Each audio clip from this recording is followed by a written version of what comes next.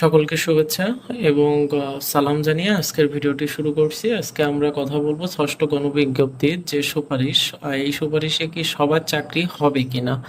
অনেকের মনে এই এই প্রশ্ন ঘুরপাক খাচ্ছে এবং তাই চলুন তথ্য এবং পরিসংখ্যান সহ পরিষ্কার করে একটি ধারণা আমরা আজকে আপনাদেরকে প্রকাশ করব, ধারণা দিব।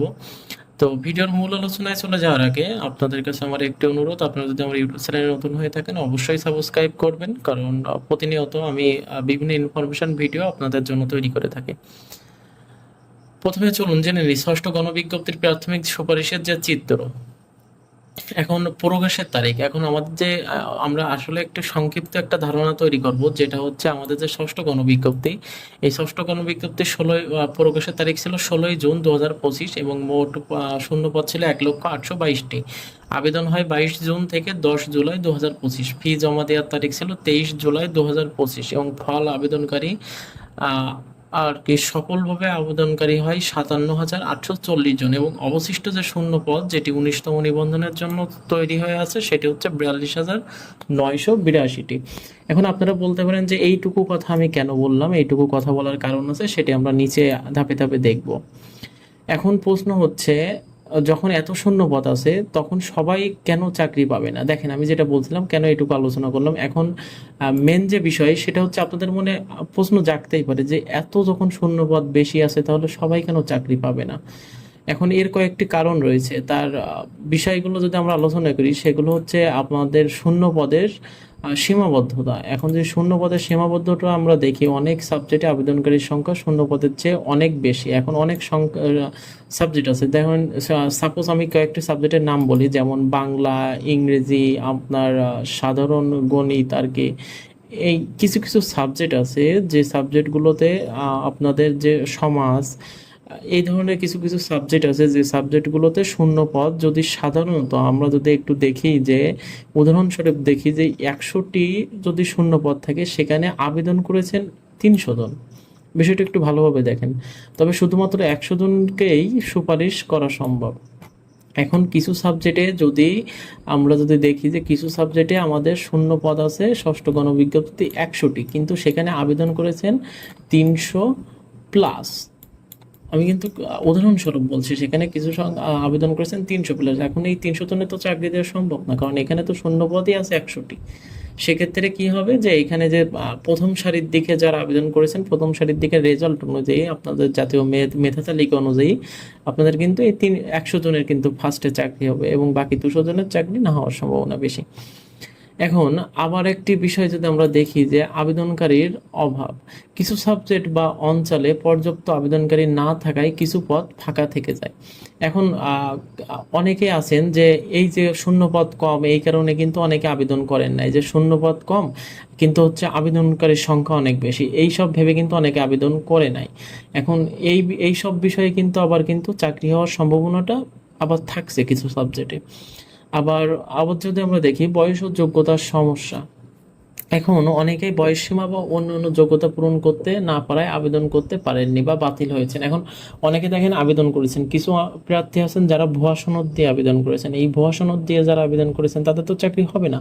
আবার অনেকেই আছেন যে অনেকে হচ্ছে বয়সসীমা যে 35+ যে বিষয়টা ছিল যে আবেদন করতে পারবেন না, এই বিষয়গুলো কিন্তু অনেকেই কিন্তু বাদ পড়ে যাবেন, এই আবেদন থেকে কিন্তু অনেকেই বাদ পড়ে যাবেন। সেক্ষেত্রে একটা প্লাস পয়েন্ট কি, যে আপনাদের চাকরি হওয়ার কিন্তু যে সাবজেক্টগুলোতে আপনার শূন্য পদের থেকে আবেদনকারীর সংখ্যা বেশি, সেই সব সাবজেক্টে কিন্তু অনেকেই চাকরি হওয়ার সম্ভাবনাটা বেশি আর কি। এখন এই বিষয়গুলো একটু মাথায় রাখবেন। তবে আপনাদের সঠিক যোগ্যতা না থাকলে কিন্তু অবশ্য যে শূন্যপদ থেকে যাবে, এই বিষয়ে আপনাদের সবাইকে চাকরি দিয়ে দেবে এনটিআরসি, বিষয়টা কিন্তু এমন না। আর আরেকটা, তাহলে এখানে আরেকটা পয়েন্ট আমরা যদি দেখি, তাহলে এখন কি করবেন? এখন দেখেন, আপনারা এই বিষয় নিয়ে অনেকে কিন্তু হতাশাগ্রস্ত হয়ে পড়ছেন যে আমার এই ষষ্ঠ কোনো বিজ্ঞপ্তি 18তম নিবন্ধনে আমার চাকরি হবে না, আমি কি করব? এখন দেখেন, আপনার যদি একটি সৎ এবং সঠিক পেশা যদি আপনার পছন্দ হয়ে থাকে, তাহলে কিন্তু সেটা শিক্ষাগত পেশা। এবং একজন অ্যাজ এ শিক্ষক হিসাবে বলতে গেলে যে এর উপরে পৃথিবীতে আমার মনে হয় না যে কোনো পেশায় সম্মান আছে বা কোনো কিছুতে আর কি এর মতো একটা শিক্ষকতা পেশার মতো সম্মান আছে। তো সেক্ষেত্রে গেলে বলতে গেলে এখানে আমি কিছু কথা যদি আপনাদেরকে বলি যে হতাশ না হয়ে পরবর্তী নিবন্ধন বা বিজ্ঞপ্তির জন্য প্রস্তুতি শুরু করুন, এবং কোন সাবজেক্টে প্রতিযোগিতা বেশি তা আগেই জেনে আবেদন করুন, এবং বয়স ও যোগ্যতা সংক্রান্ত নিয়মগুলো শুরু থেকেই ভালোভাবে দেখে নিন।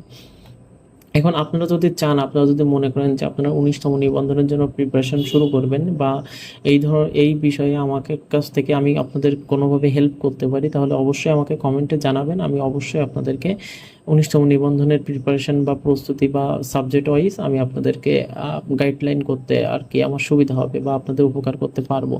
এবং আরেকটি বিষয় যদি বলি সেটা হচ্ছে এখানে যদি বলি যে ষষ্ঠ গণবিজ্ঞপ্তির সুপারিশ প্রক্রিয়া পুরোপুরি নিয়ম মেনেই এবং স্বচ্ছভাবে হয়েছে। এখন এটা কিন্তু বলতে গেলে সঠিক কথা যে ষষ্ঠ গণবিজ্ঞপ্তির যে আপনার যে প্রক্রিয়া, এটা কিন্তু সঠিক নিয়ম এবং স্বচ্ছতার মধ্য দিয়েই কিন্তু হয়েছে। এখন সবাই চাকরি না পেলেও যোগ্য এবং সময় মতো আবেদন করেছেন, তাদের সুযোগ অবশ্যই আসবে। এখন আপনারা সবার, আমি যেটা বললাম যে সবার হয়তো চাকরি হবে না, এখন সবাই চাকরি না পেলেও যারা যোগ্যতা এবং সময় মতো আবেদন করেছেন তাদের চাকরি অবশ্যই হবে। এবং তাই প্রস্তুতি চালিয়ে যান। আর পরবর্তী আপডেট পেতে আমাদের ফেসবুক পেজ এবং হচ্ছে আমাদের যে আইসিটি ইনফরমেশন যে ফেসবুক পেজ এবং আমাদের যে হচ্ছে ইউটিউব পেজ, এই দুটোতে সাবস্ক্রাইব করে সাথে থাকবেন। অবশ্যই আমি আপনাদেরকে সঠিক গাইডলাইন দিতে আমার সুবিধা হবে। আর আপনাদের কাছে আমি বরাবরের মতো আবারও বলছি যে আপনারা যদি আমার ইউটিউব চ্যানেল নতুন হয়ে থাকেন অবশ্যই সাবস্ক্রাইব করবেন এবং ভেঙে পড়বেন না। দেখেন, হতাশা জীবনে আসবে, তবে হতাশা নিয়ে জীবনে বসে থাকলে হবে না। আপনি একটু সময় মতো চেষ্টা করেন বা একটু আপনি আপনার ভবিষ্যতের কথা চিন্তা করেন, দেখেন অবশ্যই আপনি সাকসেসফুল হবেন। আর লাইফ থেকে যত সম্ভব চেষ্টা করতে হতাশাটাকে দূর করতে হবে। তো ধন্যবাদ, আজকের ভিডিওটুকু এতটুকুই ছিল।